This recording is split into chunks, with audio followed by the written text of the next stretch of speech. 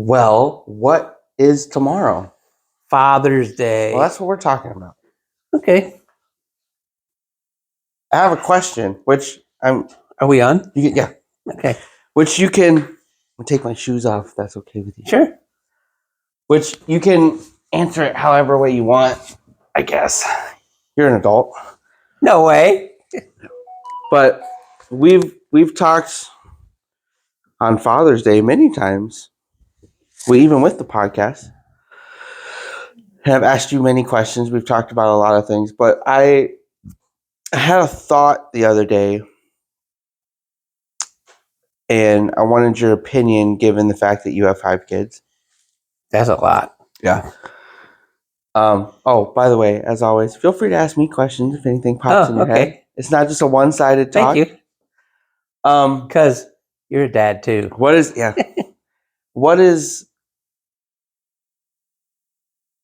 before I ask that question, becoming a dad,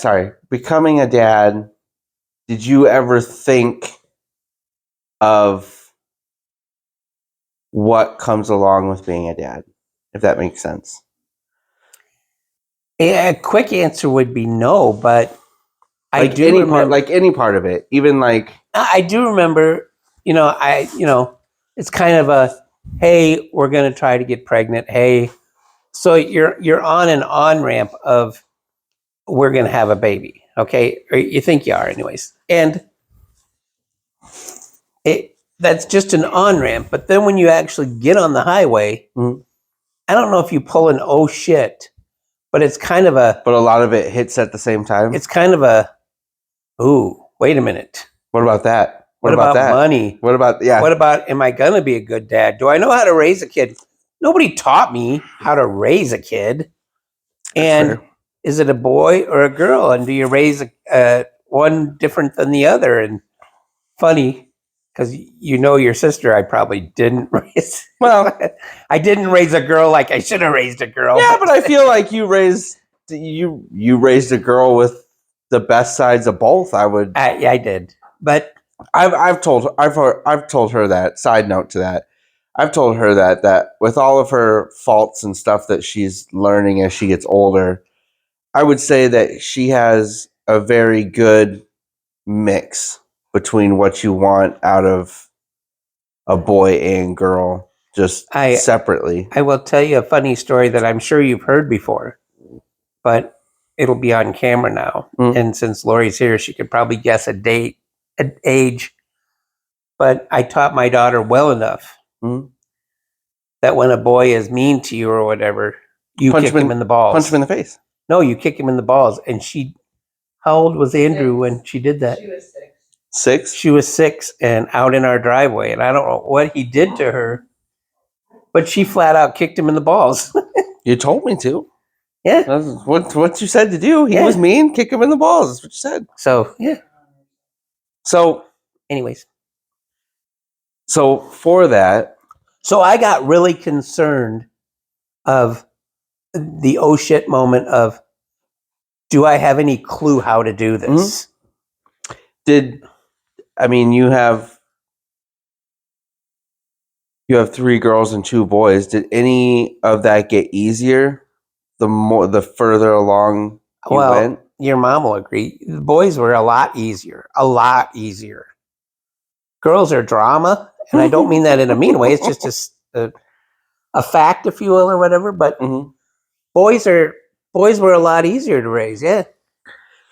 Did the I wouldn't say preparation, but did the oh shit things kind of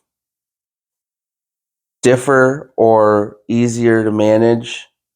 The more kids, the different types of kids you have? No.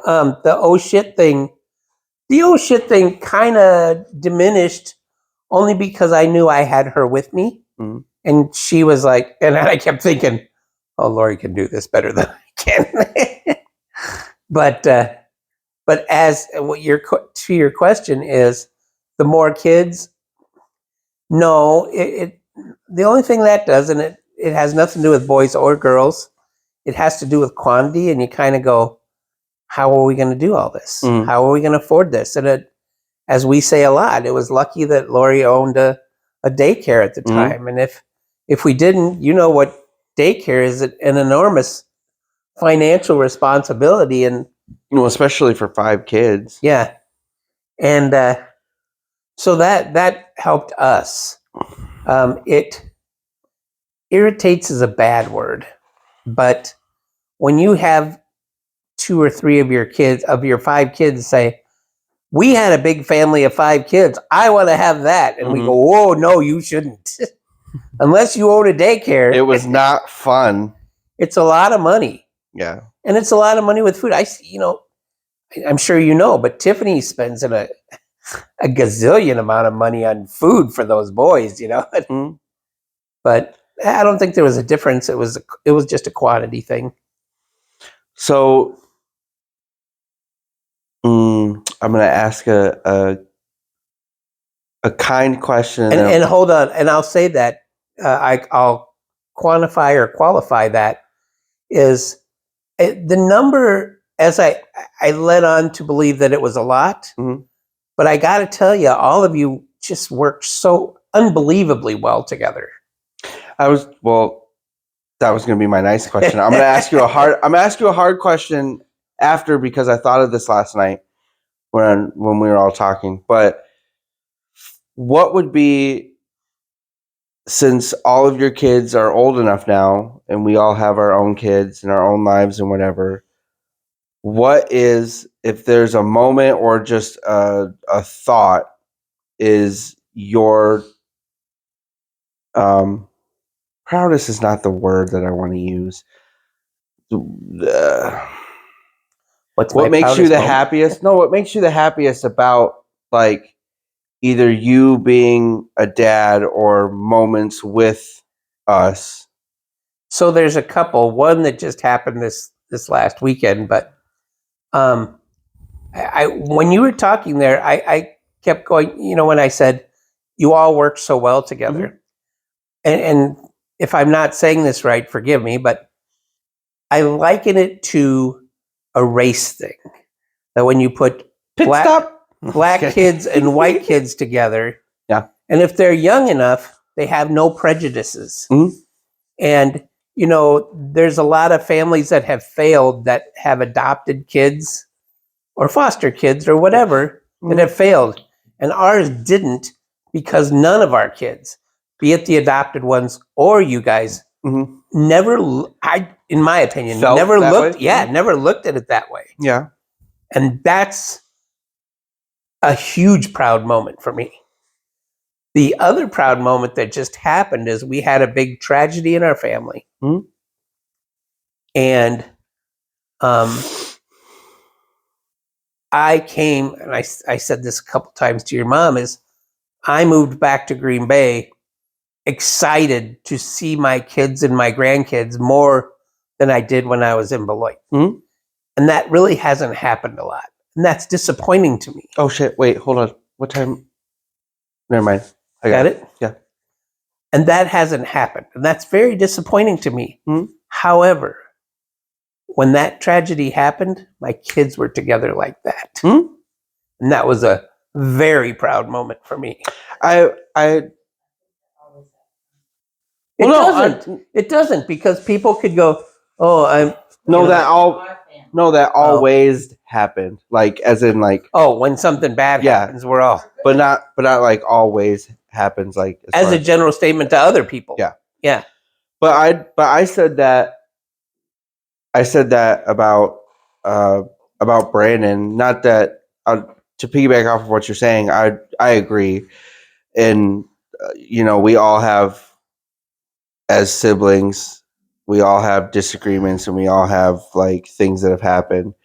But at any moment, if you can get there, everybody's there. Yeah. And never really, as a sibling, like, of your kids, I never really had to worry about that. But even I was telling Cheryl, Brandon, who kind of keeps to himself for the most part, Hmm? at any point, and I didn't I mean, you messaged him, but I messaged him before I took Wyatt down for a nap that day. That everybody came over to the house, and I didn't even think twice about it. And I told Cheryl that. I was like, the fact that I got out of the room and he was there, Yeah. I didn't think he wasn't going to be. You know what I mean? See, I Like, didn't, it was just, I didn't know. it was just a, like, I know that in times like that, He's there. everybody, but him specifically, like, because he doesn't talk to everybody a whole lot or like answer messages for the most part. He talks to me, But I just know it's who he is, though. You know what I mean? Like, yep. As I coined the phrase, not originally, but when the chips are down, yeah, everybody's there. Yeah. And he was, and I'm sitting in your chair like this, and there's a knock on the door, and there he is. And no questions either. I've said this. Whether it was you messaging him or me messaging him, it doesn't really matter. But because I've done it for him before. But the fact that I didn't explain what happened to him is that I just messaged him and I was like, hey, you need to get to my house wherever you are now. So that was an easy 2 and 2 together, because I was thinking what you said was more direct. You need to get to my house now. He knew what was going on, but I didn't say, you need to get here. I said, this is what happened, and we're all getting together, or we all have got together at Zach's house. I never said, you need to get here. So I think mine and yours put together was like... But it's not the first time that I've done that to him either. But that was my point, though. But when you said you need to get here, but when I said you need to get here, he was there, and it wasn't like oh, well, Jonathan has to nap, or I have to do. It was done. Yep. And so I would say, from an objective standpoint, I would say that that's a big accomplishment on both you and Mom. That regardless of how we feel about each other, regardless of the disagreements or anger or fights that we've had with each other amongst siblings, and regardless of how we feel in the situation, if one of them needs us, if we can make it happen, we're there. And if not, we at least acknowledge that, hey, I can't make it, but something. Yep. And even Amanda, coming up for the funeral, I mean, she could have easily said, hey, I really want to be there. I don't have the money. And she didn't. She said, I'm getting in the band and I'm going, I'll be there. Yeah. And she was. She has a perfect excuse. Yeah, she does. Her father-in-law was getting married, and they were committed to that. Yep. She said, no, this is my family. So here's your hard question, though. Uh-oh. Wait, hold on. Before I ask that, do you have any questions for me? Not yet. Not yet. I have a few that I'm thinking of, but go ahead. So here's your hard question, though. Were you, two-part question, were you prepared for the heartbreak of being a dad? And are you more prepared now than you were then? What's a heartbreak? Something that you see in your children, or that you wish they could all be doctors and none of them were?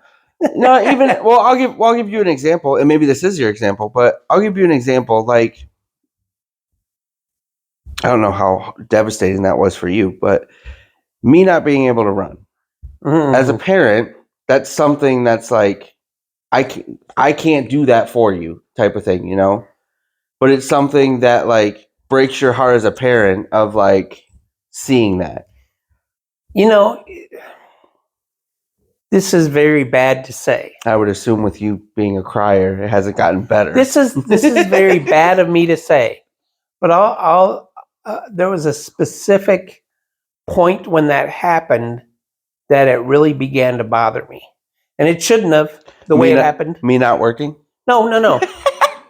It shouldn't have, but it did. So I knew you couldn't run as fast as anybody else. I obviously didn't know why. I have a stupid idea because, and I don't know if it's yours because I never really followed, but I have a foot that is like this. And so I could run, but not fast. But I don't know if that was your problem at the time, but you couldn't run as fast. You wanted to play the game, baseball or whatever, but you couldn't run. And I overlooked is not the right word, but it was kind of like, okay, but he's trying, and he's trying very hard to do You'll what he. figure it out. Yeah, yeah. Mhm.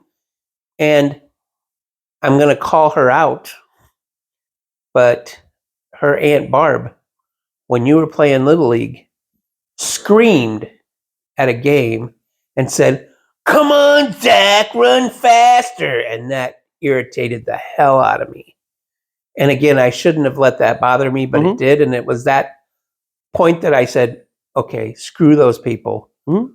I'm going to get him therapy to get him to where he needs to be. Mhm. And as you know, I cried my eyes out. I cried my eyes out when I watched it happen. Mhm.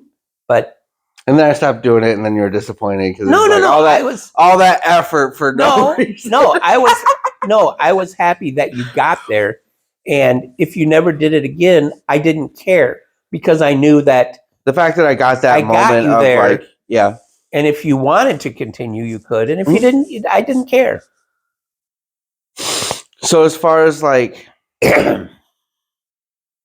well, that was just my example. But as far as like all of your kids, like, also you didn't answer my question. I'm sorry, what was Were it? you prepared having kids for that? For the Disappointments? disappointments or like heartache, I guess, more so than heartbreak of like things that would happen to them No. or finding out things. And are you better prepared for it now than you were then? Yes. Or is it harder now? No, it's easier now, but I wasn't ever prepared. You think so highly of your children, and as I said jokingly, you want them to all become doctors. Mhm. And when they're not, disappointed is not the word. But I tend to look at, taught by my father, I might add, I tend to turn things on a positive. Mhm. And so I look at my kids and say, okay, let's take them individually and say, did they become a doctor? No. But did they do this to the best of their ability? And I can say that about all of them. Not everybody's going to be a rocket scientist. I get that. But if you're... Be a lot more lucrative for the family if they did. It would be. Maybe you could take care of me when I, can't wipe my own butt. But ew. But if you put each person in what they're trying to do, my biggest thing is hoping that they will try to do better. Mhm. You could be the ditch digger, but I'm the best. I'm trying to be, not the best, but I'm trying to be the best ditch digger I can be. That's all I care about. Is it hard in the same vein as what you're saying? Is it hard wanting something for for you? Is it hard wanting something for your child, but they don't want that? But what they do want makes them happy. Can I throw you as an example? Sure, you can say whatever you want. Because I think you have far bigger abilities The than what you're ability to doing. be a rocket scientist. and you have taken your job and said, okay, I'll try to do better. And I did better. Yeah, I didn't really like it.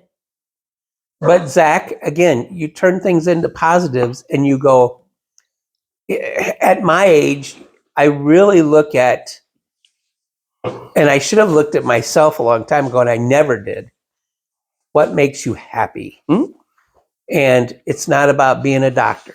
It's not about making $1 million. It's about happiness. And I can't tell you what that means to me now. Well, it never did before, but it does now. So if you want to be a stay-home dad, if that makes you happy, then that makes me happy. But is it I know that's how you feel now, but is it difficult because obviously we're all adults now. So your Really? influence, for what it's worth, is Mhm. kind of over. But Really? as far as well, as It's far still as like festering in the back. You know it is. No, but no, but as far as like all of us growing up, is it difficult doing that?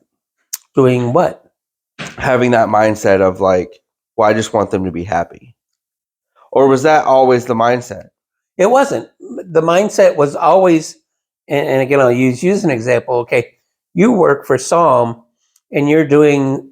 And what kind of bothers me, but doesn't, is what you were doing. You used to tell me I'm the best at what I'm doing. Mhm. There ain't nobody that can touch me. And then you moved up, and natural progression maybe, and then you went, now I don't like this, and then you went back down. But the fact I that still maintain that even in the job I'm in right now. but the fact that you know what, this sounds really bad again too, is I love my kids, Hmm. but my grandkids mean a hell of a lot to me, and how you raise them. Hmm. And if you're coming home with a shitty attitude and yelling and screaming at my grandkids, Hmm. that's a problem. Hmm. But if you dropped down or moved wherever, laterally or wherever, to make you be happy that you can come home and be happy with your family, that means a tremendous amount to me. And it never did before. Hmm. It was always a drive of be the best, You need be to the get best, there? be the best. Yeah. Yeah. Hmm. Excuse me. So, what are your questions before I move on? Well, I've never been in this situation, and I know you juggle a lot, and I think Amanda does on a level. Maybe Brandon a little bit, but the fact that you have children that were not born out of you, Mhm. and I know people, I know a fair amount of people that have done that and have separated well, these are your kids, Mhm. these are my kids. You're gonna like slam that door because it doesn't shut quite good. That separate them Mhm. and say, well, you're not going to tell my kids what to do. You're not going to discipline my kids. Mhm. And your mom and I are like, what? If you have married that person, you become that parent now, and you should be able I kind of said this last night when we were talking Jackson. with everybody, but it honestly, it was a lot easier. There were a lot of things that made it easier for me, and I'm not saying that this works for everybody. And But you're lovable. Fundamentally for me, just who I am.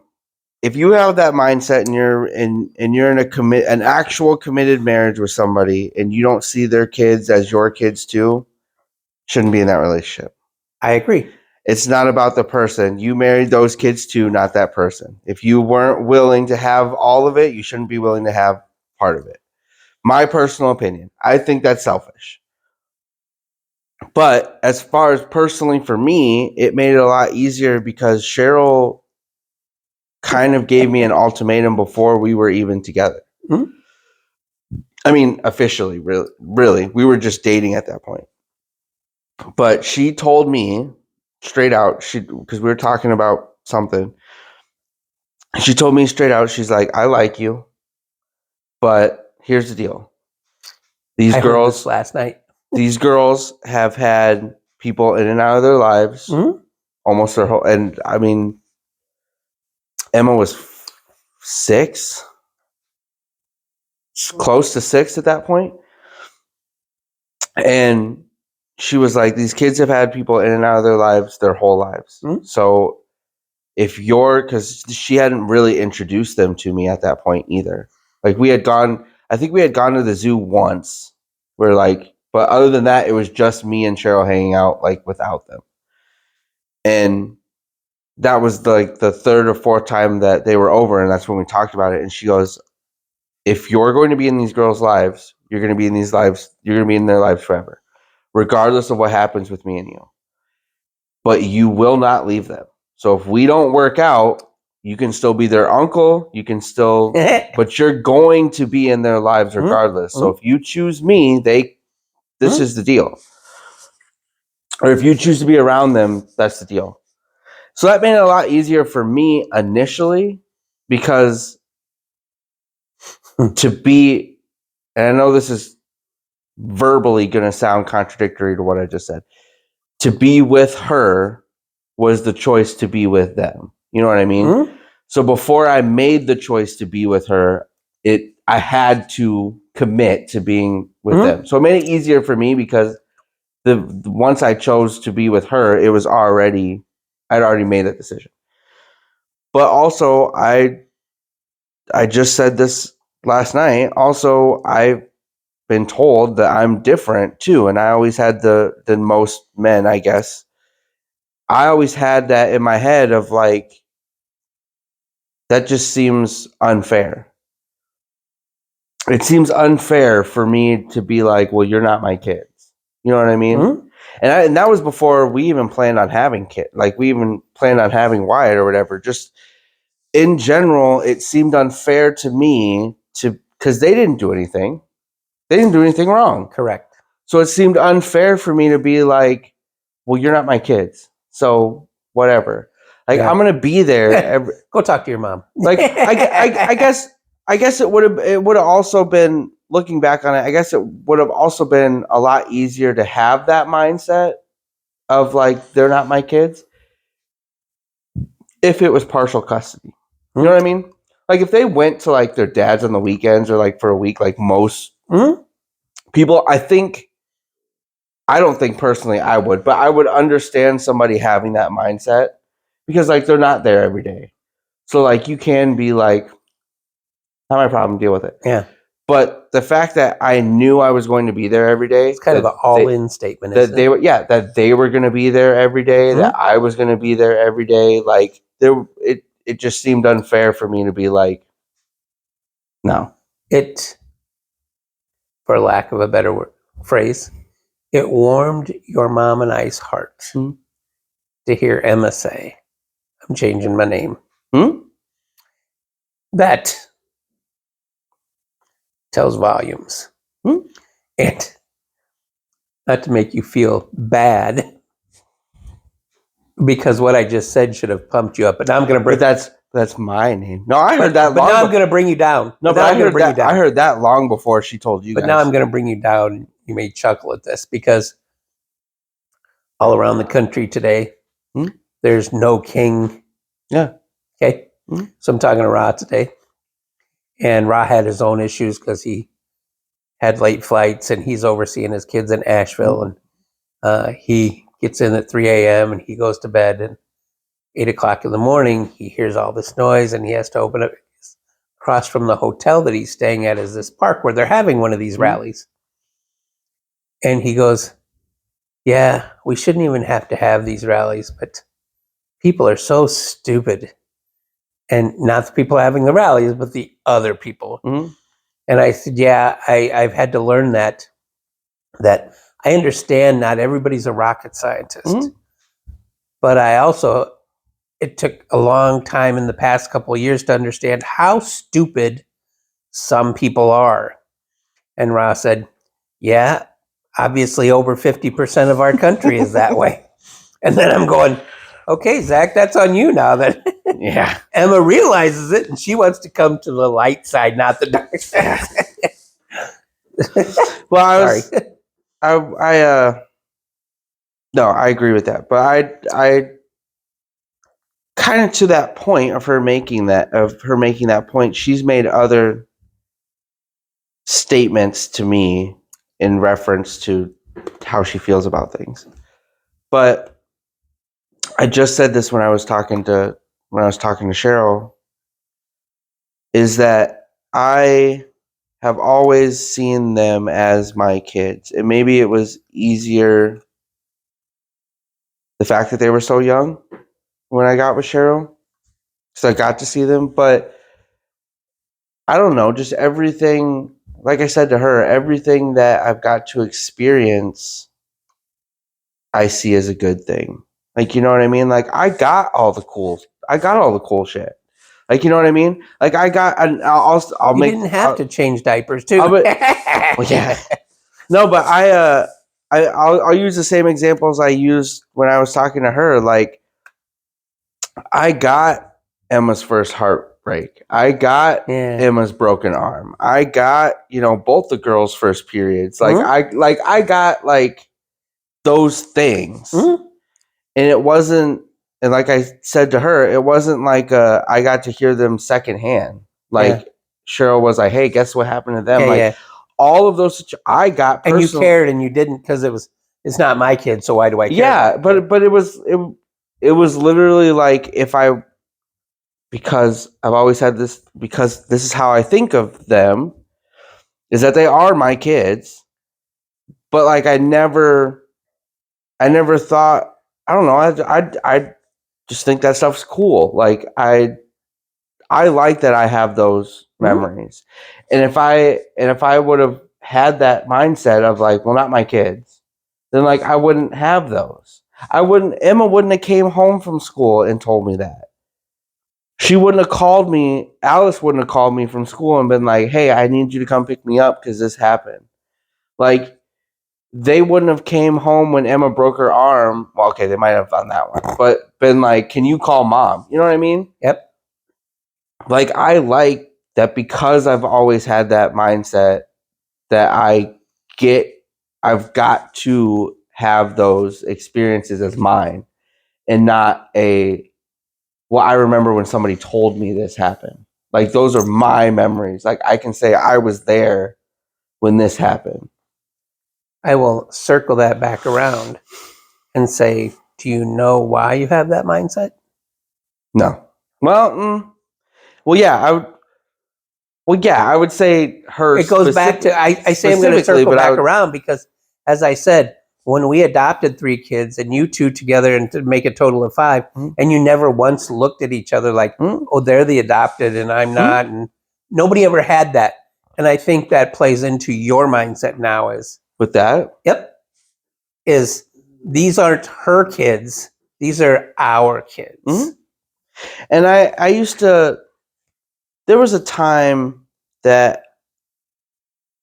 I used to be cautious of saying that. Yeah. I used to be cautious of how people would take that. I would say like this person's kids or people, like Cheryl's or like Cheryl's kids or like things like But I did.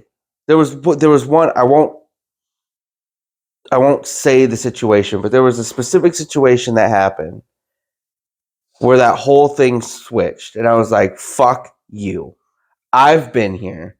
I've done this. These are my kids. I'm the guy in the trenches, not you. Yeah, these are my kids, and they will forever be my kids. And so, going back to your point about Emma saying that, like that, I heard that a long time before you did. But yeah, but a long time ago, it might have been kind of a, oh, screw that. Yeah. But now I feel it's real. No, she said that. But that's what I was saying. She told us that before she said anything, and she said the reason, and that is the reason. And she's gonna get a tattoo on her arm. Wait. She's got no. But not. Did you hear that? But not as big as Brandon's. But like Brandon's. Yeah. Which tells a lot too. Well, it's for the same reason. For what it's worth, it's the same reason why Brandon got his. I am. Is that your only question? Maybe. I am extremely proud of the way my kids grew up in that way. Seeing no color? Seeing no color. And, you know, and Brandon's a good one too. I think Brandon's a good one too because he was all in. Yeah. And I'm going to tell a joke, and I hope nobody takes this wrong, but I'll tell you if it's funny or not. Your mom laughed at this one. There was a comedian on Bob and Tom the other day, and that said, they're interviewing the comedian, and he's like, yeah, my name's such and such, and blah blah blah. And he goes, it says here in your bio that you were adopted. And yeah, and he goes, do you have any interest in going and finding your real parents, or did you do that? He goes, no, I kind of got the hint. Yeah. Well, that was kind of like, And some of my kids got the hint, and some of them didn't, and Well- had to learn on their own. And God love them too. Well, also, I said this last night, and actually, your daughter said this last night in a different way. Your middle daughter, of that, it's all personal preference. Like Brandon, 100% from day one was like, I don't fucking care. Yep. I don't care. This is my family. I don't care about the rest of them. This is it. This is what I have. Whereas, Amanda wanted to go see. She did get in touch. She does have contact with her other family, and that's fine. But also, she said it last night too. Regardless of that, this is still her home. This is still her family, and it's not she was able, which to your point about stepkids or whatever, she was able to blend the two in her head. She was able to not separate it. Of like, I have these relationships with these people. I have this relationship with these people. All of them are my family. Mm-hmm. Whereas some people choose to have that separation. Or there's people like Brandon that are like, I don't need to. Yeah, I don't need to look back. Yeah, I don't need to know. This is it. This is what I like. I think there's more of more than a bloodline at all, because my niece and great niece and her kids and great niece were there, Mm-hmm. and they It's a lot basically of nieces. and this is her talking, but I would probably say the same thing as, so what about your sister and blah blah. I don't know. I don't talk to them anymore. They're on the other side of town, and they view life differently than I do, and I don't. And I tend to think that a lot. It's stupid parallel, but to go, you're a Trump supporter or you're not, okay, you're my brother, but you got a screwed up view of life, and okay, I still love you, but But also to the same point, and bringing it back to a positive note, but bringing it back to you talking about your parenting and all of us and your kids,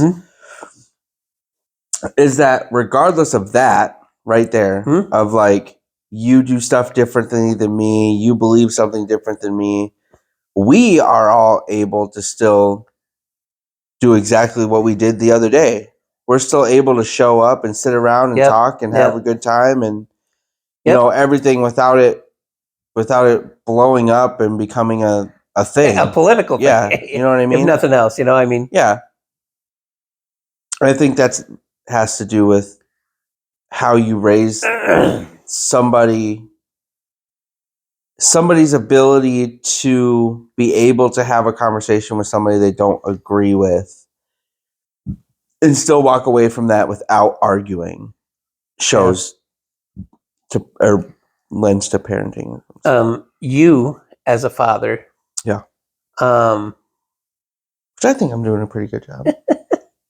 Wow. Interesting. So I don't get an opinion. I was going to tell you my opinion, but you forced that. I think I'm doing a pretty good job. Well, if So you're you should easily should manipulated think by that too. success, by No, suggestion, I think then- I think I said this to you when I was. I don't know. Emma's only 16, so we'll see how that goes. I think I said this to you on the phone when I was, falling asleep like usual, and you call or Tiffany calls. But, your mom laughs at me because I watch reruns of Leave It to Beaver, and where Ward used to come to the dinner table in his suit and tie, even, and it's funny. A side story to that is Peanut used to make fun of me, and then Peanut was like, for watching Leave It to Beaver. yeah, and then Peanut, because it's all black and white, But then Peanut was like, This is actually a pretty good show. I Love Lucy is the fucking best. It has- I'm just saying. As far as Leave black It and to white, Beaver- as far as black and white shows go, I'm just saying. Leave It to Beaver has morals that we all need today.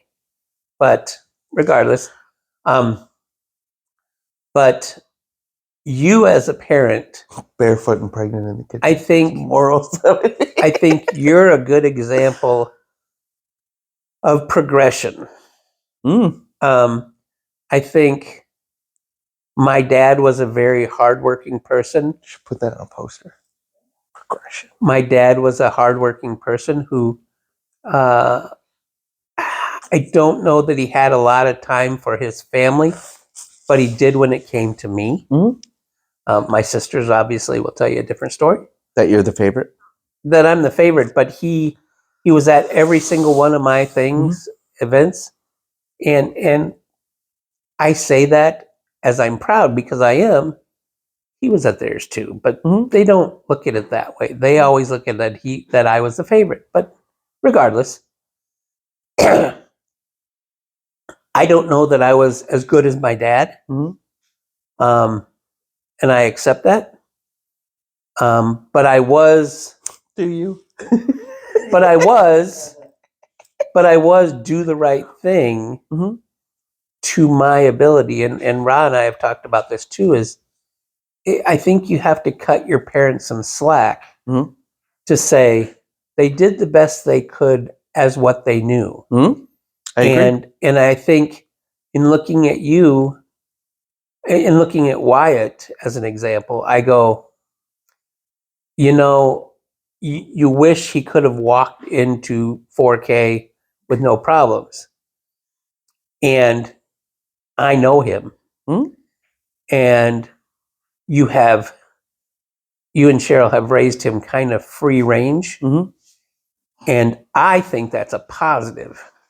And I understand a teacher's point of view. Are you going to tell your story about what happened for the fourth time this story? weekend? What story? About what he did at the... No, but I'd love to. I'd love to tell. If you'd like me to, I will. No, you can. I just thought that's what you were going with. God, I love that story. But you've raised him as a free range kid, which sounds like, I get a teacher's point of view. But I think a teacher's point of view is very narrow minded. That I need you to fit into a box because I need to control these 27 boxes that are in my class. Yep. And by doing so, you're not allowing a child to grow and flourish. You're telling a child that they need to be in a box and put blinders on that child. And I think that's totally wrong. Well, history lesson for you, for anybody listening. You know what the school system was made based on? What? On the Industrial Revolution. School system curriculum was based on that. It was based on compliance and preparing people for the workforce, which was an industrial revolution. It was not based on growing and learning.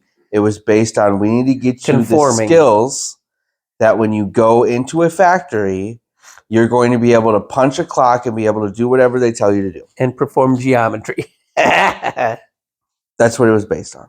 And which we're getting better, I will say. I'll put it out there. Schools are getting better. I said this to you. But that's not what it was based on. I said this to you not bragging on my grandchild. But we can see. I do all the time. He's wicked smart. And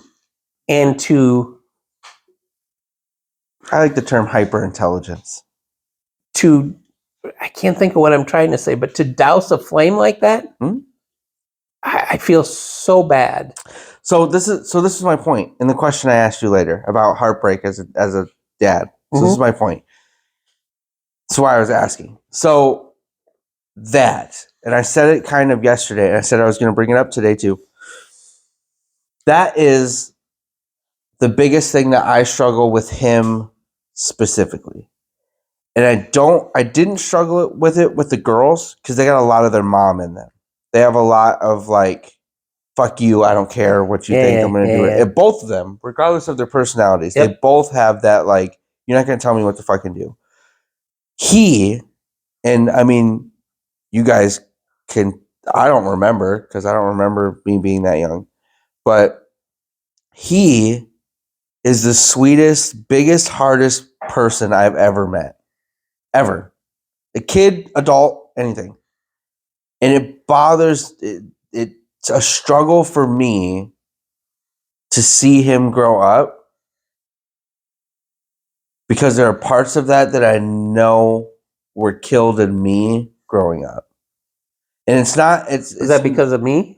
no, I'm not saying anybody's fault. I'm just saying, like, over time, just the world gets at you. Yeah. You know, you have relationships that fail. You have friends that tell you that's not cool. You have, just the world in general beats that out of you. Yeah. And that's the thing that I struggle with the most in him is that I see all of that and I don't want that to die because that's a good thing. It is. I say that all the time. There's a lot of that in me that I wish wasn't tainted in some way. Yeah. And with the He's too naive to be disappointed yet. but with your example about the 4K thing, that was the first time that it hit me and I'm like, Yeah. Yeah. okay, but and I even told mom this when I told her about it. Okay, but he checks all your boxes. Correct. All the boxes of things you look at, and I'm not going to rant on this for very long, but all the boxes you look for in school. He's wicked smart. He can tell you his numbers and letters. He can color when you tell him what colors. He can tell you what they are. If you read him a story, he can tell you what's going on with the story. Those are all the things you look for. And not only that, he's helping out other kids do things while doing that. Why is that a bad thing? Why just because he can't sit down are you going to tell him that he's not ready for that sort of environment? He's not ready to conform. Can I say something? I don't know if it's going you in the back. I don't know if it's going to pick it up, but Well, sure. Okay. You can repeat them. You can talk loud. I know you were talking about things coming out of you. Yeah. You were exactly like Wyatt. You were. You were exactly like Wyatt. And That's why I got a brother. but wait I a just minute. stole him. That's why you got a brother. No, but I do think the one difference between you and Wyatt will be your brother. Because when your brother came into your life, you automatically took that kind of that older brother thing. So you were protecting him, and Wyatt does not have that. Yeah. So unfortunately, he's not going to have that reason for being tough. Mhm. Do you know what I mean? You had a reason to, I got to be tough because we got two of us that I got to take care of. So of course, and that was not a negative thing. I'm just saying that that's just an extra word. no, but I said sorry. Go ahead. well, I was going to say, and you're telling that story to lead me down the path of the story I'm going to tell. Okay. Well, can I? Yes. Okay. So I said that when I was talking. I can't remember if it was on a podcast or if I was just talking to Cheryl about it. No, I think I said it. No, I did. I said it to Brooke when me and Brooke were talking on the last one that I did. But I said that me and Cheryl have had this conversation. This is my overall, as far as boys go, this is my overall thought process of boys, and it has been with me growing up, is that a lot of people disagree with me and they go one extreme or another when it comes to raising boys. They either want them to be super sweet or they want them to be Super macho. aggressive. And I've said this, and I feel like this is a perfect balance, and it's the balance that I have personally. But I think that if you're looking at it from an objective point of view, I feel like you need, as a boy going into a man, you need the ability to Distinguish the difference. You need the ability to have violence, but know the difference when and when not to do it. Mm-hmm. You need the ability to protect those around you, but you need to have the emotional maturity to know when and when not to do that. I'm not I have been. I am not a very violent person by nature at all. I have done things Mhm. violently to protect those around me Mm-hmm. physically. Mm-hmm. And so I told Cheryl, I was like, that's where, for me, having somebody like Wyatt is more heartbreaking for me because I don't want that to go the other way. I agree. Because the world beats that niceness out of him. I agree. I have that Anyway. same ability, by the way. Your mom will attest that. I'm the super nice guy, but don't cross me. I think that's a good. No. I 100%. I've had conversations about toxic masculinity many times because I think that that's a real thing. I think people need to actually understand what that is. But people taking away that part of it, I feel like is wrong. I agree. Just fundamentally, I feel like you as and not just. I don't know how this is going to sound to people, but biologically, men are meant and created to be protectors of tribe, family, kids, all of that. Fundamentally. Yep. That doesn't mean that you need to do it all the time, but you need to have the ability to protect those things around you. I think where you were going down before, I think Wyatt checks all those boxes. And is he hyperactive? Yes.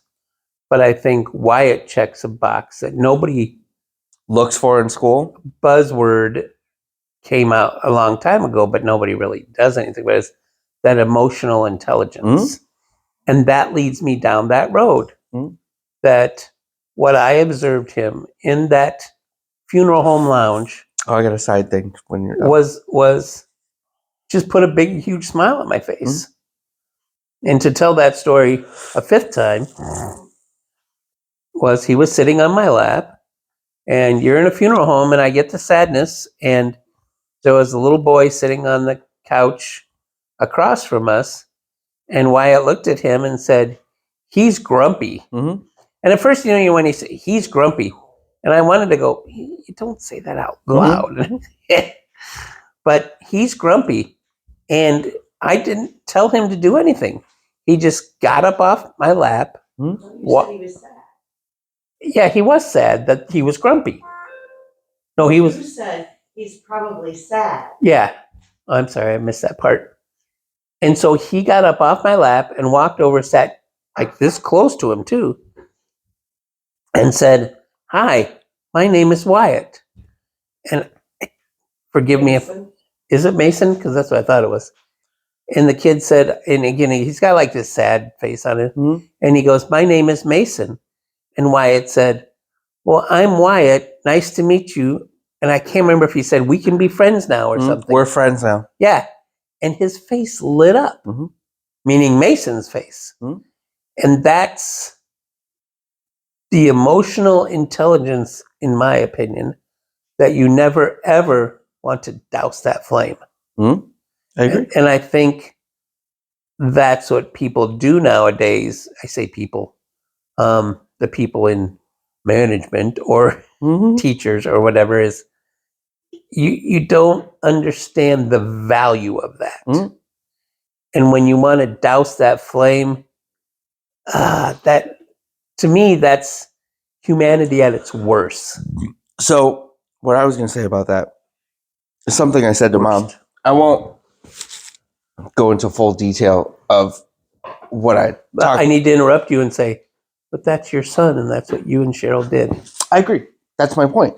That's what I was just going to, that's part of what I was just going to say.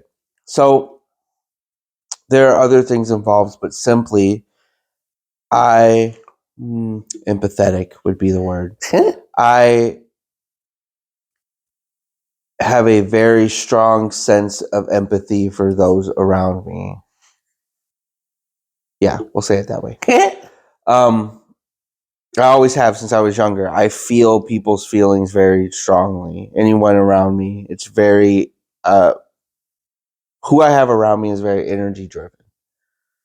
And it took me a long time, probably longer than I remember, but at least as far as I can remember, it took me a long time to figure out how to regulate that. Because if you, and I don't know if I've been told that not everybody's like that. But let's say if you're getting hit with water balloons and they're cold and they're cold and they're cold, and then all of a sudden you get a steaming hot one, like you're going to freak out. Whereas the same thing with like people's emotions and energy, like if you don't build a tolerance or know that that hot one's coming, like prepare yourself, it's going to shock your whole thing. Same thing with energy. I've been like that forever. And it took me a long time to realize to how to regulate it and how to curb it and how to Accept accept it and change it in other people. it. Same as your point. To use my energy to help other people. Yep. So I've been told it's a genetic thing. But he has that. And I said that because something happened when we were there. And I said that is that it's one of the things you don't think about personally for me, because I knew what it was like growing up and not having that regulation. There was a lot of trauma is a bad word, but there was a lot of times I did freak out. There was a lot of times I didn't know what was going on. There was a lot of energy I did accept into my body that I shouldn't have. You know what I mean? Like there's a lot of things that I had to deal with growing up that with him, I just didn't think about it until I could see in him that he was feeling other people's energy. And it overwhelmed. Oh, yeah. Speaking of the whole taking him out of there and what he said, we talked about that today too, and that's huge. Yeah, me and Mom talked about it last night. But that's what I'm talking about. But like you don't think about those things until they happen. And I told Mom, I was like, I remember going through that on a personal level. But I guess you really don't think, like, again, I told Cheryl this. As an adult, you don't think of those things. Like I have those things, like, I don't know if I told Mom this. Well, I'm going to tell both of you now. But even yesterday when we were there, like it's heavy. Like I still feel that. Like it's still like me in general. I still, even the time and the guards I've had up and me learning how to regulate it, like that was still rough. It still hurts. It's still, I feel 20 some people's fucking emotion and pain and shit. It hurts. But again, I'm an adult. I've done this. And you don't really think about, you think about it in a personal way, not in a like other people, this happens to other people sort of thing. And especially not your kids. And so I was telling Mom, I was like, he was going through that. And I was like, oh, he's just tired. He hasn't napped. And it wasn't until he said that in the truck that I was like, shit, I should have known that. Yeah. Like, you know what I mean? Like I should have got it. Don't throw that on you that you should have known that. But be positive. But knowing that now. Yeah. Yeah. I will tell you this about genetics. But also, sorry, cut you off. But also, me and Tiffany talked about that last night. Also, the yin and yang to that is that hers, because Tiffany is the opposite. I know for real, 100%. Tiffany is the opposite of me. Mm-hmm. Tiffany emanates. We know we're the parents, by the way. Emanates positivity and good vibes to everybody around her. Yep. Whereas mine, I kind of just take everybody else's. And she said the same thing when I was telling her about Wyatt. She's like, yeah, and my baby was like, let's have a good time. Like the same thing. Anyway, go ahead. You said genetic. I used to, I don't know if I'd say make fun of, but kind of shake my head and go, what is wrong with you? I have a sister that would feel emotion like that. Mhm. The neighbor's dog died, Mhm. and she would feel really sad to the point where she's going to cry. And what is wrong with you? It was the neighbor's dog. A, you don't talk to the neighbors that much. B, it was their dog. I It was a mean, dog. Yeah. yeah. Mhm. And now getting older in life, I'm getting those and becoming more emotional, and my kids make a lot of fun of me because of it. But I think it does have something to do with genetics that I'm just a little late bloomer. How's that? You know what? You just hit puberty real late. Yeah. Emotional puberty. Yeah. No, I if you want to, Because I got to keep on that because something your mom said, your mom kind of spoke for all of you, by the way, right or wrong. But I said, we were talking about you didn't even that. ask my opinion. We were talking about that. And I said, yeah, my kids make fun of me because I get very emotional now. And she goes, that's a good thing. She goes, they've had all those years where you didn't. And now you are. And they're not necessarily making fun of you. They're just glad to see it. So again, there's gonna be a lot of repeats in this from what I just said, but I just had this conversation with Cheryl about we were talking about other stuff, but I made a statement yesterday and I was clarifying when me and her were talking. Which if you wait another 2 weeks, you'll see it in the episode that I'm gonna post after this. Anyway, right after this. Go to season 22. Anyway.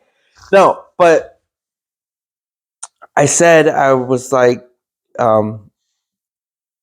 because the girls were crying, or Emma and Cheryl were crying, or whatever. And I said, yeah, I don't get to cry. And I was just joking. But when we were at Tiffany's, I was clarifying, and my mom's going to feel bad about this. But I told her when we were at Tiffany's, I was like, I wasn't saying that as like a guilt trip of like, I never get to cry. That's just my job. And I was like, and it's not to be the strong one. Yeah, and it's not just my job, like in my family, but it's my job in our family. Me doing that gives everybody else. Hey, Zach, can you come up and read this? No, gives everybody else the ability to have those feelings. You know what I mean? I meant as an example that. Yeah, like that, and like the same. Okay, and not to go into a whole lot of detail because it's not my thing, but per that example, like even me, like giving him a hug and like like that type of stuff, it's my job to hold my shit together so that you can and you have the ability to react in any way that you want. And I was telling her as far as like in a marriage and relationship as a father, like you have to have that thought process. But as far as me in my family, that's how I feel. Is that not like luckily I have Cheryl and I can like do that, but that's how I've felt, is that it's my job to hold my shit together. So you guys can feel however you want. But to your point, but also there comes a time where you don't need to do that anymore. And I've as much shit as we give you, I've felt that is the point that you are at. You don't have to do that. It's okay if you cry because you don't need to do that because your kids are adults and have their own family. Correct. So as much shit as I give you, I get it to the point. Someday you'll be a bit of a crier. Yeah. And halfway to your point too about, you going up and talking, and me too, by the way. But that was, at your. That was designed too, because of your emotions. Instead of giving you the poem that they knew would be much more emotional, they gave that to Zach. You just had to pray. And he gave you the prayer. So it was still designed that same way. Yeah, I was going to say that, like when when Grandpa Roland died. Sponsored by Jack Daniels. Yeah. Oh, okay. Thank you. No, I'm just kidding. Anyway, You get money off that? no. I'm hoping with I know. how many episodes I know, that Jack I know. Daniels has been in. I'm Somebody hoping should at one email point- that. Somebody should email that to them and say, "Hey, by the way, I got this podcast. We're advertising." Dude, if I was time out. If I was ever going to get a sponsor for the podcast, Jack Daniels would be it. So Anyway, when Grandpa Roland died, Yeah. I was the guy, Mhm. not by choice, by people coming to me saying, "Hey, can you come up and read this? Mhm. Can you come up and do this?" And then it became family gatherings. I'm sorry, were you one of them too? Is that what you're looking for? Yeah, What do I you do? was the main person that talked for my grandpa's funeral. that's so- fair. Well, also okay. You What guys about can the- argue about What about the took picnics? What who about the took- picnics, huh? who took the Who's that? biggest step for funerals. But to to your point though, I said this the same point I was just making about you and your dad though. You being that person when it was your dad Mhm. for everybody else is the same point. All of us were able to feel however we felt about it. You know what I mean? Yep. And for me to you, I haven't told you this, but for me to you, that is kind of what clicked in my head during that. Is that, there's a lot of things during that, and a lot of probably trauma that you have from me during that. But seeing that though kind of flipped the switch in my head of like, oh, I get it. Like I get it now. Mhm. Because seeing all the people be able, I'm gonna word this different. Knowing your dad and Mhm. seeing all the people be able to go through the different emotions and how they processed it and wanted to process it, and you being like, I'll be here. Like us going to the bar, like you sitting down and talking with people, like even at I get what you're saying. you know what I mean? Like that spirit your dad had of like, That you have now. yeah, That I had then, but you have now. But I will tell you, you were a fucking basket case of my dad's. no, I'm aware. I'm aware, but that's what I'm saying. Because you were. But that's what I was saying. I know. At that point, I know. You were allowing that he I was know. allowed to do it. I know. Now he's But a that- grown-up. Yeah, but that's what. But now I'm a grown up. Now you're a big boy. You weren't grown up then. No, I wasn't.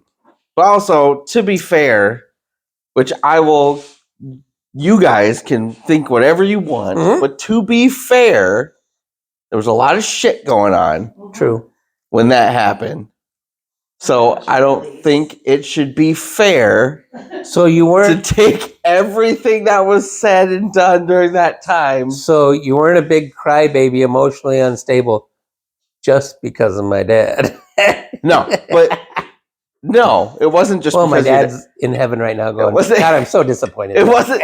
No, it wasn't just because your dad. No, but what I said to you was real though, because of the same thing. Is that and that's where I was able to flip that switch, is because I always had the thought of I'm holding all of the emotional weight, whether I was or not. Hmm. I always had the thought up until that point that I was holding everybody's emotional weight, Yeah, including yours. yeah. And so in that moment, I knew that I couldn't hold that together, which piled on to that, because I was like, if I can't hold my shit together, then nobody else has the ability to do. Get what I'm saying? Yeah, and I was gonna. think that's why that hit me so hard, is because I was like, I don't even know what to do to fix that. I was gonna pile on there for a minute because one of my Pile on my emotional. No, it goes back to my dad. Was when my uncle died, Mhm. and according to my mom, it's my dad's brother, and they were like this, and I know that because I seen it. But he was detached Hmm? because he knew, to your point, he needed to be strong for everybody else, and he could not show his emotion because of. And I think that's where I was when my Then? dad died. Mm-hmm. Because, I'm at the bar and saying, hey, thank you for coming. I greatly appreciate it. When I should have been in a corner just bawling my eyes out, which is where you were. But Yeah. But yeah, you get to a point where, and I don't know if that was from my dad. I think it was partially my sisters too, that no, you're the one that has to be strong right now. Mm-hmm. And that's unfair to say, but it is what it is. But also, going back to what I was saying before Are we about off that. the dad subject? Sort of. But going back to what I was saying before about that, is that, but also you personally have to understand that, like, okay, I do need time Well, yeah, to let this go. if I didn't tell you this story, so at my uncle's funeral, when they buried him, so here's my dad standing, and you'd think my dad was, what's the guy? 10 feet tall. No. One of the guys, the guy in England that has the big hat, stands there and he can't make any emotions or anything. That's who my dad was at my uncle's funeral. Mm. And I didn't know, again, I'm his son going, this isn't my dad. Mm. And I hugged him, which I don't think I remember hugging him prior to.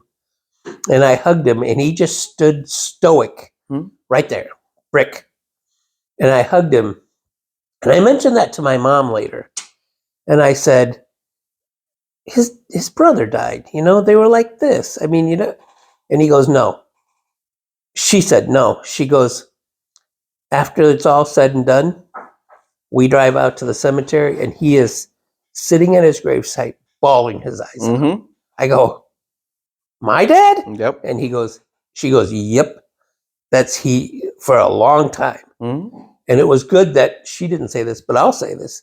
It was good that he got that release. Yep. But in the moment, you have to be strong for everybody else. But I think that again, like I said, I think that is a good thing if you have the emotional wherewithal to know that you need to get it out at some point.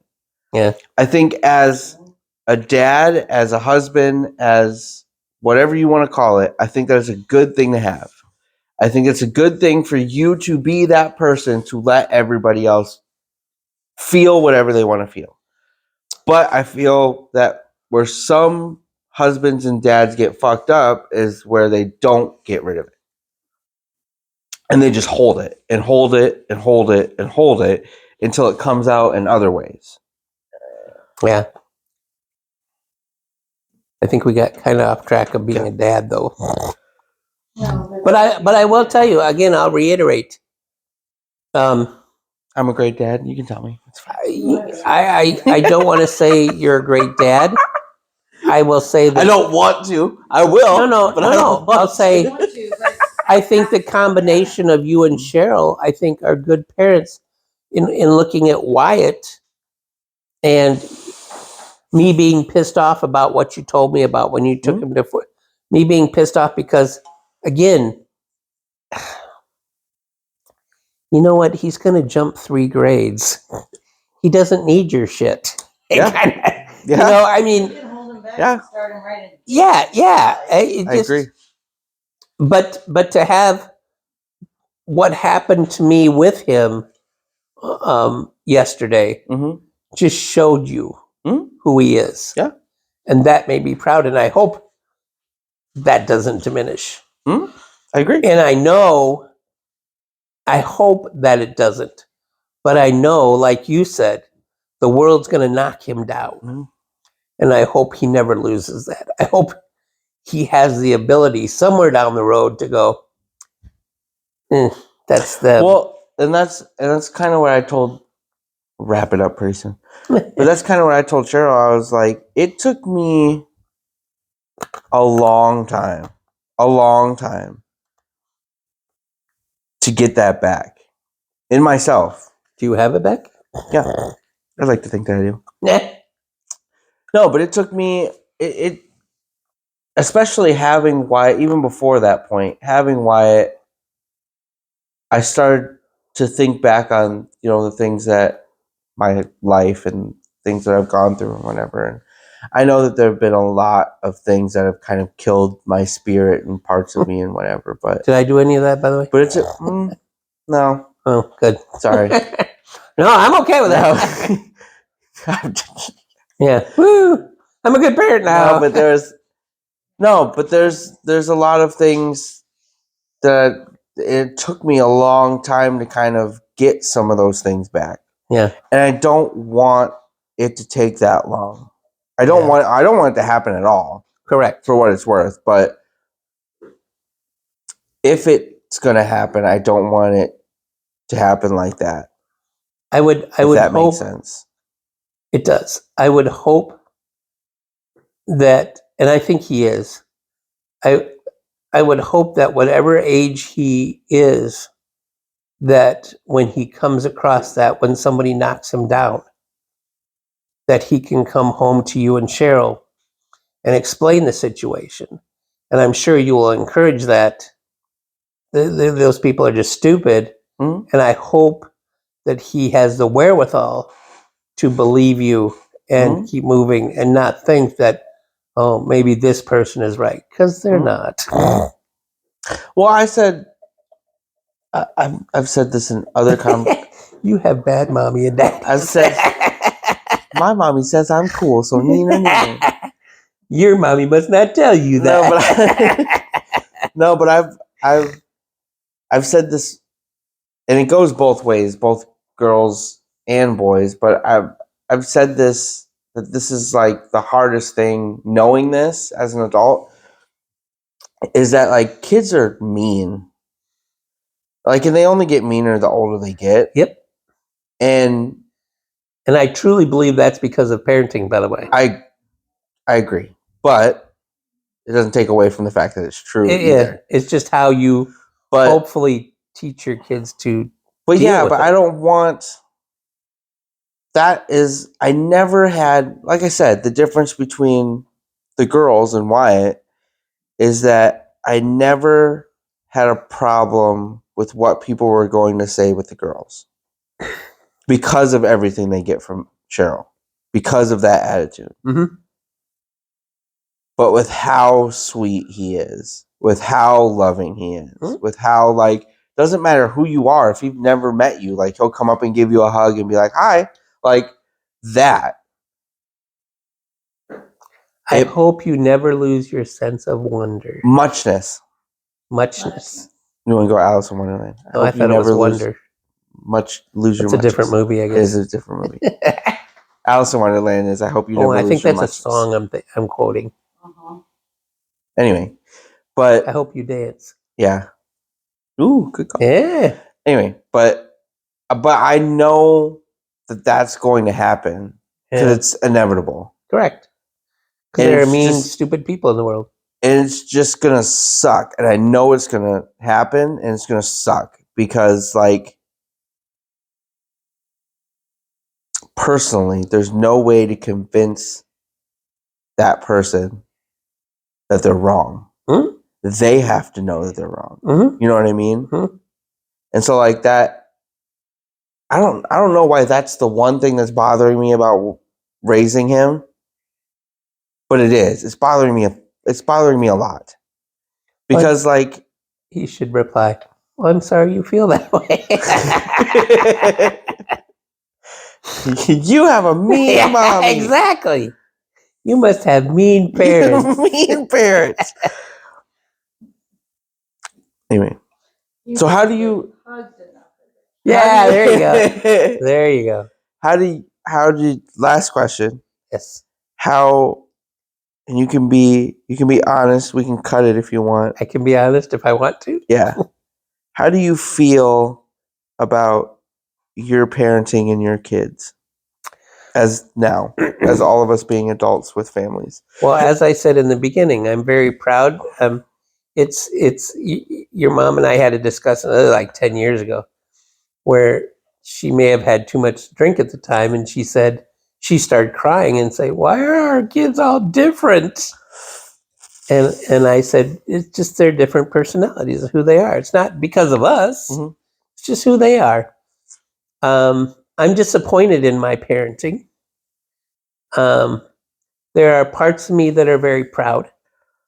There are parts of me that I feel there was a part in time where I don't think I was there that I should have been. Mhm. And it was pure selfishness. And I kind of was going down a road that I really need to reconnect with your mom. Mhm. And you know, you start here, and as you have kids and you go down this road, and then you start going like, in my opinion, you start going like this, and I needed to get back to this. And I became very selfish that I wanted that, to the detriment of me being a good dad. Mhm. And I recognize that. And I hope they all could hear that. I know I've said it to a few of you. But that's my biggest issue is, and I can't fix it. I mean, I can only tell you that I'm sorry Mhm. because I recognize it now. But yeah, that was So it. hold on. No. Do you have anything for me? No. We do have another like 15 minutes, Okay. technically. Nothing? Not that I can think of right now. All right. I'm just very happy. Very happy for you on a few points. Is That I'm actually doing a podcast. You're welcome. okay. Do you want to say anything for Sorry, your go own ahead. self, Go or what are you ahead. trying to do here? Okay. Self-serving? Is that what I'm looking for? Every Saturday, Yeah. 7 p.m. No, Tune in. go ahead. And by the way, Jack Daniels is still Jack Daniels sponsoring. Holding it up in that. Um, Set it up more. oh yeah, get closer. No, I'm very, and again, I look at all of you, and I think how you parent is a reflection of us in small ways and big ways. But the fact that we discussed Wyatt is a huge one. The fact that my granddaughter is wanting to change her name is huge to us. And that is very telling to me of who you are and who we brought you up to be. You know, I look at Brandon and how good a dad he is. Mhm. And he would take a bullet. Mm-hmm.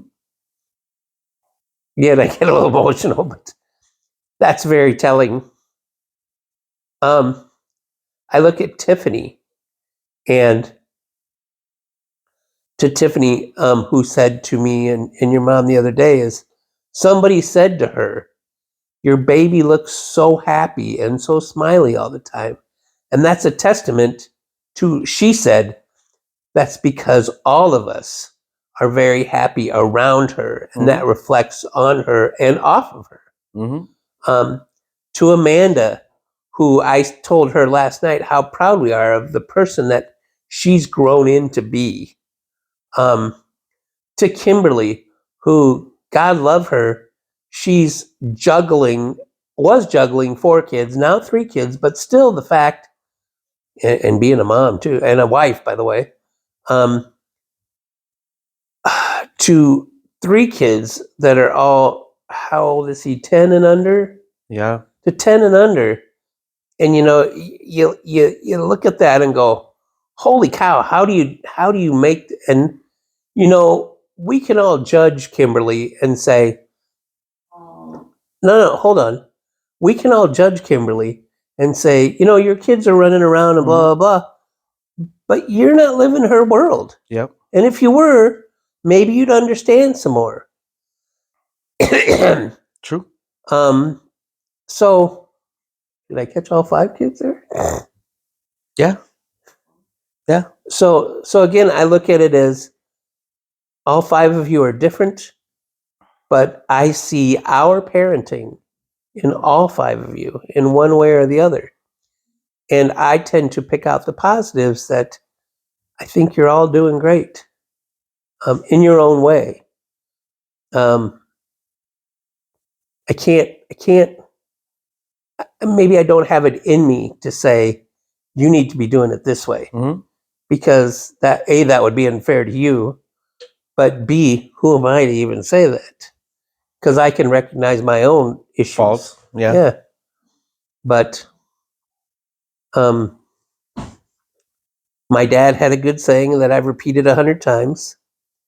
I wish I could see all of you more. Mhm. But I do understand you all have your own families. Your mom asked me last week. I just miss you. I do. I miss everybody a lot. But it was unfortunate that it was a tragedy that brought us all together. Mhm.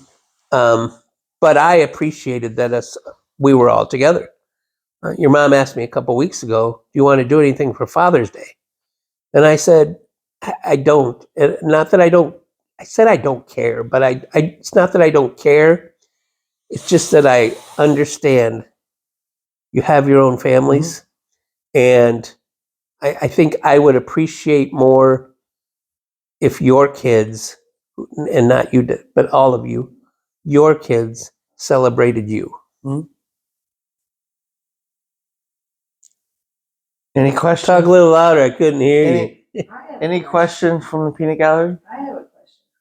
Yes, ma'am. So, since Why is my we've talked glass about empty? since we've talked about Wyatt a lot, She didn't hear that? no. Sorry. Go ahead. No, go ahead. Go ahead. No, go ahead and talk.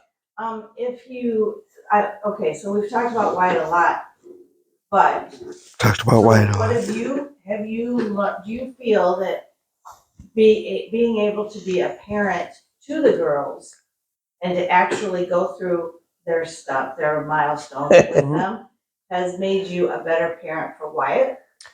Do I think going through stuff with the girls made me a better parent for Wyatt? I think it's made me recognize things. To answer your question, yes. I feel like it's made me a better parent to the girls. Wyatt has made You don't think Yes. that the girls have made you a better parent to Wyatt? No. Why? I feel like it's the opposite. He's a Because boy. No. With the girls, I was not prepared. With the girls, I had never been a dad before. I had never been a full-time, there every day, having to deal with things parent. I had watched people's kids. I had been an uncle. It's not the same thing. Whereas I think having so much time, God, Wyatt's only 4, so Emma would have been 12 before Wyatt. So I had all that time. I think the time and things that I had with them growing up made it easier when Wyatt was born. I'm more patient. I understand things. I understand how things are going to grow later. I understand that if I discipline him on this thing now, that's going to turn into this thing later. I understand that if I allow him to do this now, that's going to turn into this thing later. So I feel personally like the girls made me a better parent to Wyatt than Wyatt made me a better parent to them. But also, to that same point, I would say that there are things, since I didn't get the younger years with the girls, that have made me more compassionate to them now. So I feel like it's a pretty even balance. But there are things with him that I look at the girls now and I'm like, okay, I shouldn't have been as harsh about that. Or I get it. Like I had this, and maybe this is, I'm not going to say a whole lot of details on this story, but maybe this is wrong of me to feel, other parents can say, but I had this I said this in a podcast with Cheryl.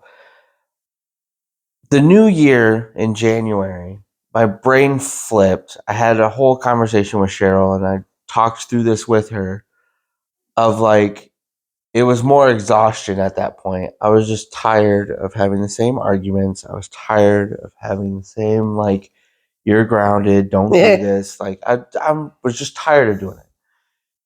And so in that, it was a long conversation, but in that conversation me and Cheryl had, my brain flipped. I told her this later. I was like, in being a parent to the girls, I never put myself back in that age.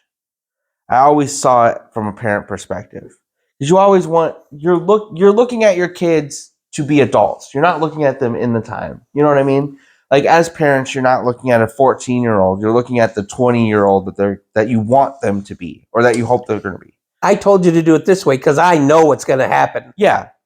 But you're not empathizing with how they're going through. And that's how I had done it for years. And in that conversation, I told Cheryl, I was like, with Emma specifically, I was like,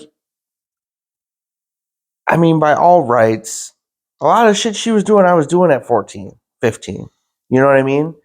Like, I didn't care about chores. I didn't care about being an adult. I didn't care about getting a job. I didn't care about how much insurance was going to be. I didn't care about any. I cared about having fun with my friends, whatever fun that meant, and not getting in trouble. Those were that was it. That was all I thought about.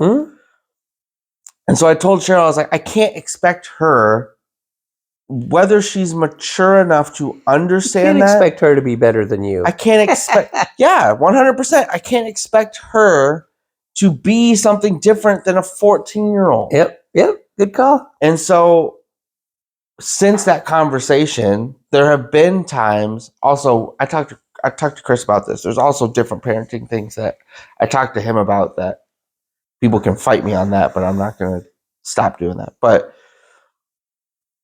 since then, when things have happened, instead of me yelling or getting in trouble or whatever, it's a more understanding, peaceful conversation. Good call. And I think that if you're going back to parenting things, I think that that's a good parenting thing to have. Because my daughter, regardless, and I'll say this real quick. My daughter, when she has been at house parties where she's been drunk or her friends have been drinking, first call is me and Cheryl. Can you come pick me up? Not people's friends, not other people's parents, not any of that. And it's not because she doesn't get in trouble. It's because she knows that we'll be there and we'll get her. You're her safety. And we'll bring her. And since we've had that conversation with her, it's not because we did have that conversation with her. It's not you can just do whatever you want. And I even said that to her the last time it happened. It's not that you're not going to get in trouble. It's not that we're not going to have a conversation. But also, I'm not going to leave you out there to figure it out.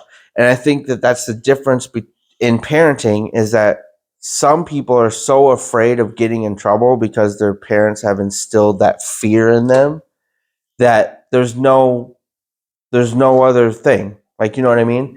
Like, for an example, if the worst case scenario is you're going to go to jail, why not do it? You're going to jail anyway. You know what I mean? If you're going to end up in jail anyway, why not do it? Yep. And some kids are so afraid of calling their parents because they're like, well, I'm going to get screamed at and whatever, that they just do stupid things to avoid it. Whereas I would tag that as a good parenting thing. That Emma, regardless of whether she knows she's going to get in trouble, still knows at any time, at any point, she can call me or her mom and we'll be there. We'll talk shit to her. She will get in trouble. But the fact that we're her first call, not her last call. My dad actually said that to me when I think I was 14, and I was drunk.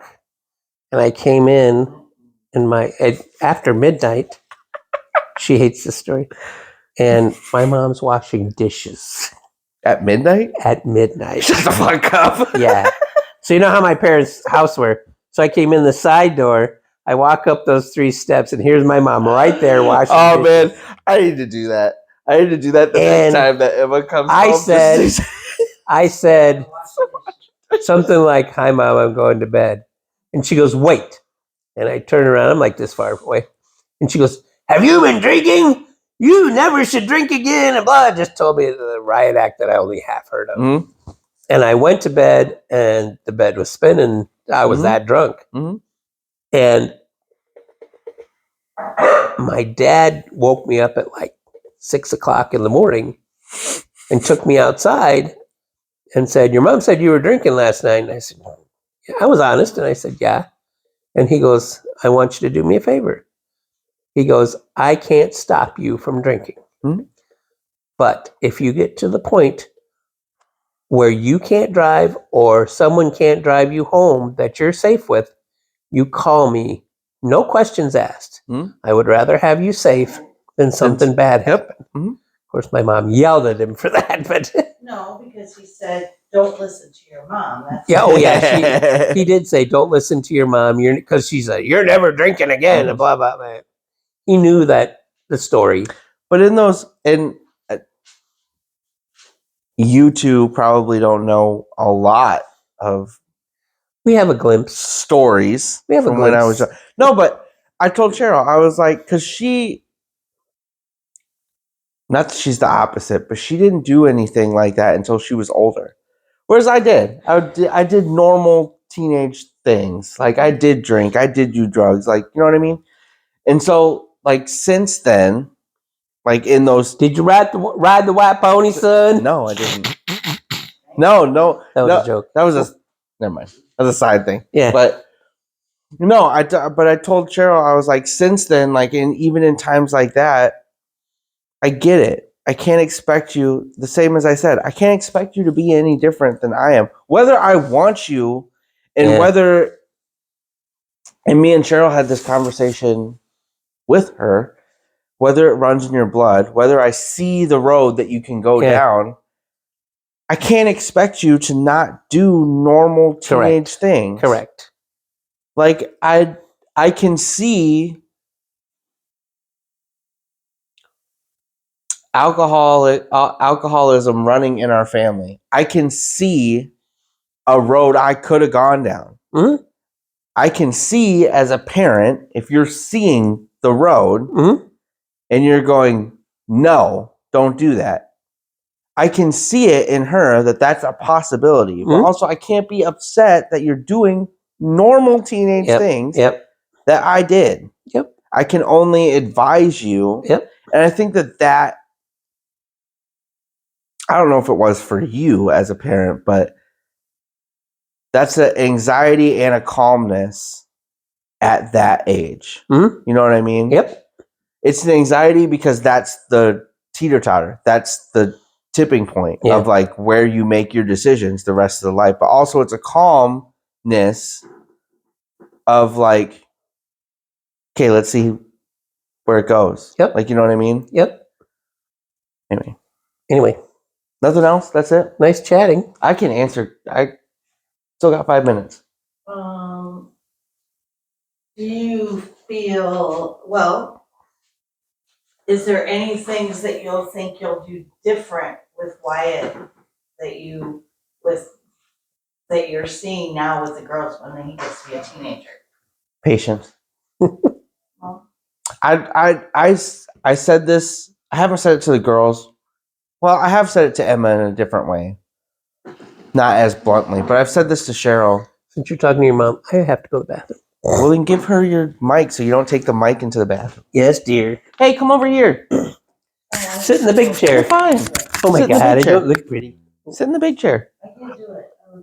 Okay, well then do Talk it from from over there. afar. Talk from over there. I'll talk to myself. Just look this way and then they'll know I'm over here. Okay, repeat your question. My question is, will you have different parenting with Wyatt when So- he gets to be the girl's age? So I think, to repeat what I was saying, I think that I will be more patient. I think that because I had never been a parent before and it was every day, and I was overwhelmed because I went from a very selfish lifestyle to being responsible for two young ladies and a household very abruptly. Mhm. Yes. And there was a lot of times I wasn't patient. There was a lot of times I wasn't understanding. There was a lot of things that I yelled at them for that was just normal things that I don't think it hindered our relationship as far as like me and the girls, but I think it did create some things that were unnecessary. I feel like there was some times where I was a bit harsh when I didn't need to be. I think that there are things that annoyed me that were just normal for their age. Mhm. And I think that I handled a couple things wrong because of that. Because I wasn't patient. Because I didn't know. You didn't understand. I didn't understand. I didn't understand the time, their age range. Yeah. So I feel like that would. I feel like parenting style. I don't think it's going to be much different. I think the amount of patience I have with him versus them, I think, would be different. Already, it already is.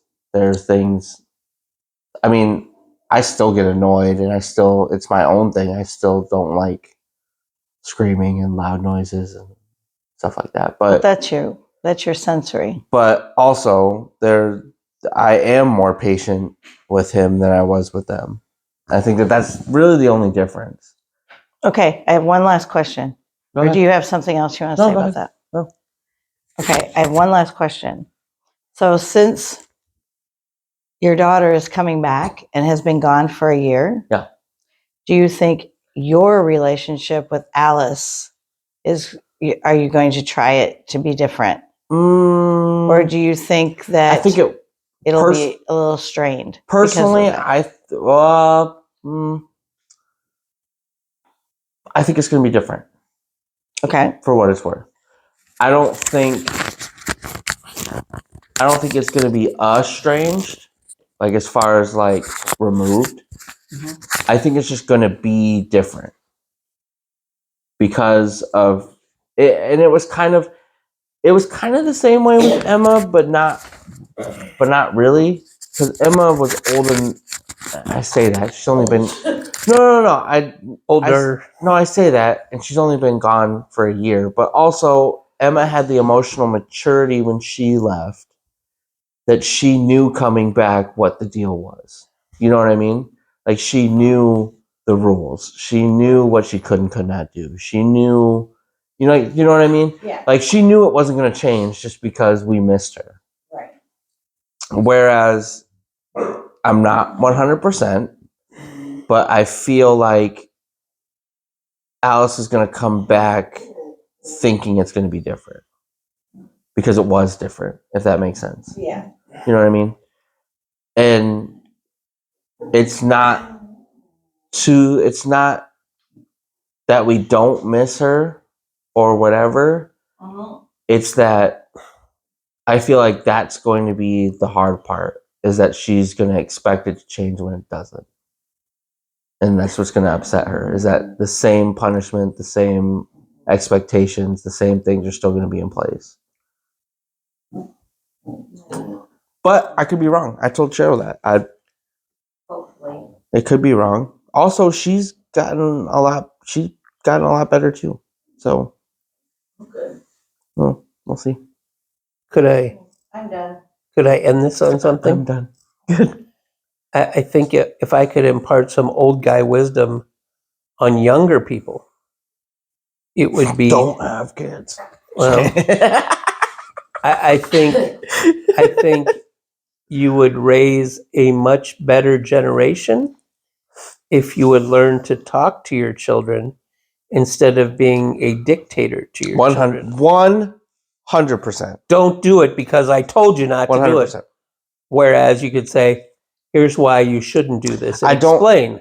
I do this. Me and Cheryl do this as much as possible, and I hate the term because I said so. That tells me nothing other than you're just being mean. My mother said, "Do as I say, not as But I do." No, but I agree. I've said that, and luckily we've done that with all the kids. But I've said that too. That it at least gives you at least know, like, you know what I mean. Like as a kid, I mean, like if I just said, if I do something or ask to do something, and you say no, and I say why, and you say because I said so. That tells me nothing. Correct. That just tells me that you just You're don't a want jerk. you just don't want me to have fun.